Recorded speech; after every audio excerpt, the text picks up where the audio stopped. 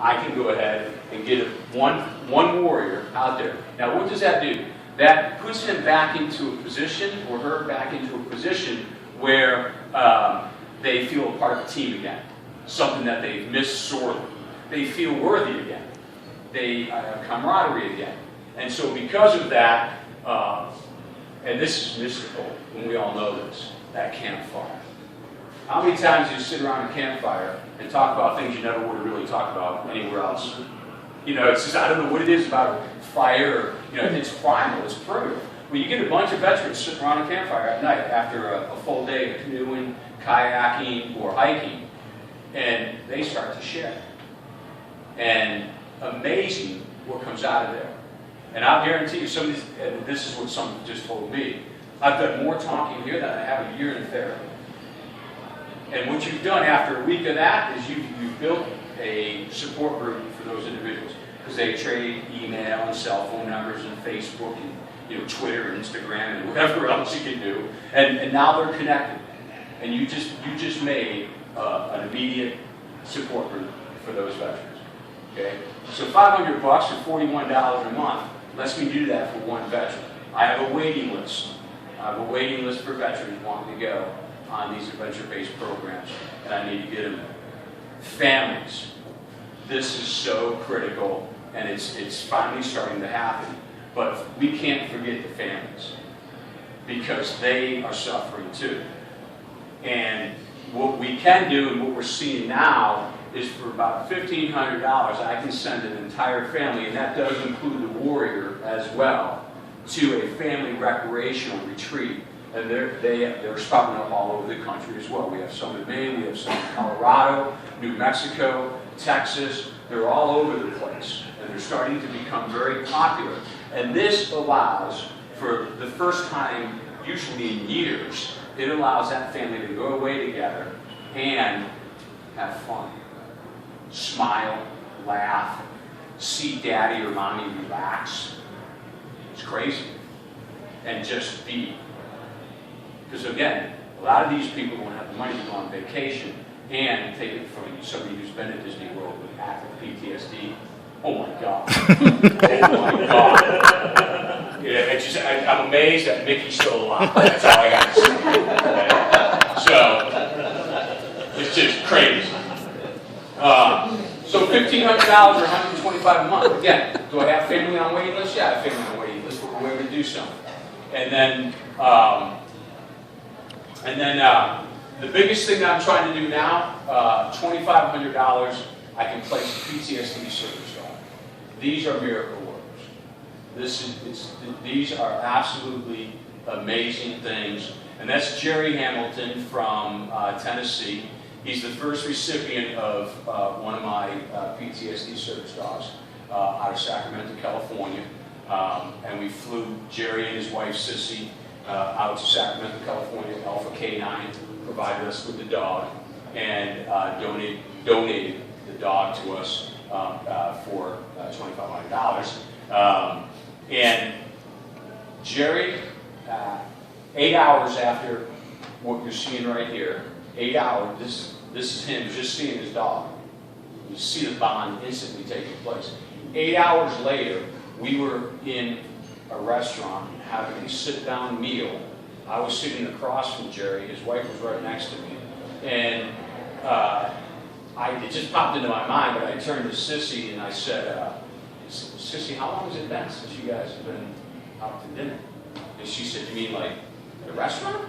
And I said, yeah. And she goes, almost 5 years. Almost 5 years. And within 8 hours, he was sitting across from me with his dog at his feet, covering his 6, eating a meal with his wife and his friends. And I had him on. I have a radio show up north, and 3 months after this picture was taken, I had Jerry and his wife on my radio show, and his wife was telling me that his daughter wanted to stay home from school because they knew that they were going to be on the radio. His daughter wanted to be on the radio, and I said, well, why did she want to be on the radio? And Sissy said, well, she wanted to let you know that the dog gave them their family back. that it's not just a service member. That's why I'm pushing these. I'd love to do 10 of these a year, and then I'd still want to do more. But trying to be realistic, I'd love to do 10 of these a year. And I'm working with 2 providers that are willing to give me, again, to train one of these, about $20,000 to train a PTSD service dog. $15,000 to $20,000 to train one. It takes roughly 3 months to train one. Right? I have 2 providers that are willing to give them to me for in between $2,000 and $3,000 each, because I'll use those as my sole providers if I can guarantee them X amount of revenue. And this above all else, and I told Greg last night, I'll just tell you all, I slept 20 minutes last night. I can't do this crap. I'm sorry about that. I'm in a new hotel. Every noise, I was jumping them up. My adrenaline's going. I literally, I think I slept from like 4:40 to 5 o'clock, and I just gave up and got up. Okay. Now my dog right now is being trained, and in September she's going to graduate on a PTSD service dog, and that dog will then be able to accompany me on my trips. Because I love going on these trips, because I love doing what I do, and I need to raise money, and I need to save lives. But I'm killing myself on these trips. I get home, I'm exhausted. I haven't slept in 2, 3, 4 days. And so I'm going to have one of these dogs. This is one of the most, this whole damn page is what it's about. All 3 of these things will save warriors' lives, families' lives, and entire families as well. And look at the freaking cost. Cable. I guarantee you most of you, and again, most of you pay that a month in cable. Okay? Most of you pay that a month in cable. You can give a warrior his life back. And his family back. It's going to do that for me, I know. And you know, this is a personal fight for me. I don't take a salary. The only thing I want one warrior want to do is be self-sustaining. That's all I want it to do. I got people who work for me. They volunteer. And they volunteer for me because they care. That's all. That's all they do. They want to save a life. I'm not going to let, and you know, the day that I put that freaking gun down, I swore I'm not going to stop until the warriors stop killing themselves. Or until I stop breathing. That's all there is to it. I'm done. I'm done. And, you know, and again, this isn't really aimed at the people in this room because, you know, it's like preaching to the choir. Well, goddamn it, this nation should be ashamed of themselves. This nation should be ashamed of themselves on how they treat warriors today. And I mean the collective you, right? I mean we, the nation. If we don't pull our heads out of our collective butts and say we are going to lose an entire generation. Listen, man, 6,080 veterans will kill themselves this year alone. Now, that doesn't include the 2 active duty service members the day that are killing themselves. And it doesn't include the 53 that die waiting for their VA claims to be approved. Okay? We're reaching that 1 millionth backlog claim. 53 veterans a day who have already filed a claim with the VA will die. You start adding up all those stats, folks, and we're losing veterans at an insane rate. And I say to you, if this was any other population, if this was any other segment of society, there'd be an outcry and there'd be plenty of pissed off people at how and why these people are dying at such a rate. So ask yourself, why not? Why veterans? Why are we not getting that reaction? Are we that expendable?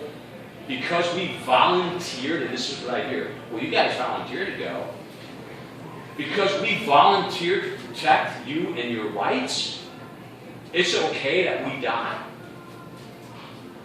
Or that we're portrayed as murderers in the newspapers and in the movies. PTSD victims are murderers. You're crazy. FBI statistics, the top 3 murder groups.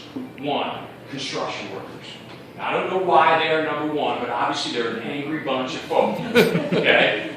So if you're in the construction business, I don't know what happens, but you're the number one murderers in this country. Number two is service providers. That I can kind of get, right? You know, you just can't deal with you anymore in the complaint department, right? We've all seen that grenade that's on there that says complaint department, take the number, you know, that's attached to the pin. So I kind of get that one. And the third one is gangbangers. Veterans are nowhere on the FBI list of murderers. They're not even on the list of their rate. You know why? We're too busy killing ourselves. We kill ourselves at a much higher rate than the murder rate in this country. That's why we're ill-portrayed in the public. We shouldn't. We shouldn't. We're vilified. And I'm on a tangent and I'll get off, but One Warrior One is here to stay, and will be here to stay. I'd like to say until next year, because then we'll be done and all the veterans stop killing themselves. Wouldn't that be freaking great? But we know that's not true. It most likely will be here long after I expire. And I will build an entity that will outlast me. But I wish that it didn't have to be that. And it's not done with scientific it's not done with research. It's done, every one of these programs are veteran-proof, veteran-based, and veteran-tested. That's it. That's what we do. You know, it's one of those things, it's not pretty, but it works. And that's what we're going to keep doing. I haven't lost anybody yet. In 3 years that they've come through my door, I haven't lost one yet. I've had 2 try, but they've come back. Okay, I haven't lost anybody yet. That's my proof. That's what I got. This is something that we need to heed.